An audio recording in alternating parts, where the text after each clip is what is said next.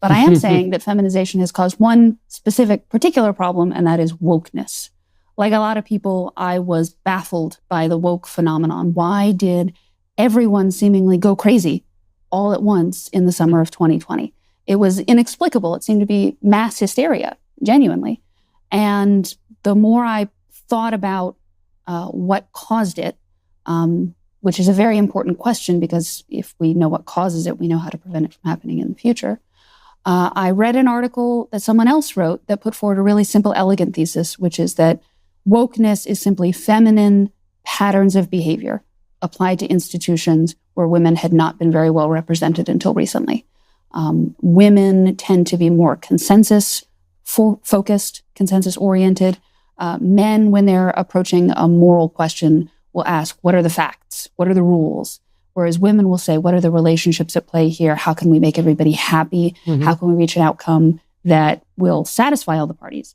As opposed to the male perspective of how do we reach an outcome that is just and according to the rules. That sounded a lot like wokeness to me. And the sort of piece that made it all click into place for me was the coincidence of timing.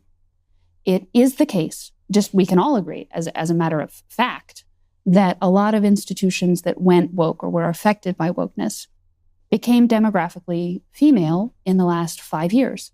Law schools in America turned majority female in 2016, and they've gotten a little bit more female every year since then. I think now it stands at 55, 56%.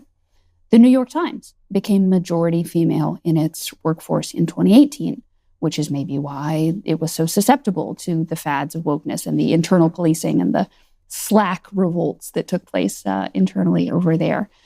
Medical schools are now majority female. The white-collar workforce overall, employees in the United States with college degrees, a majority of them are women.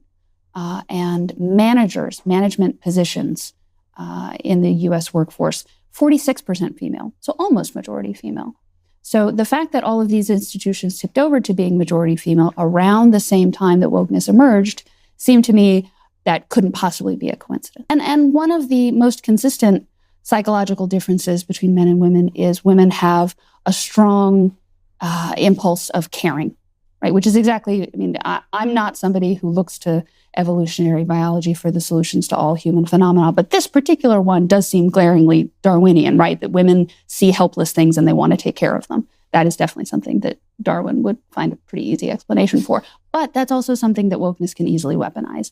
It means that if you can frame your political issue as a way of caring for some helpless class, then you're golden, right? Minorities are babies. That's right. But that is precisely what's going on at a deeper level. And that's why it's been so effective.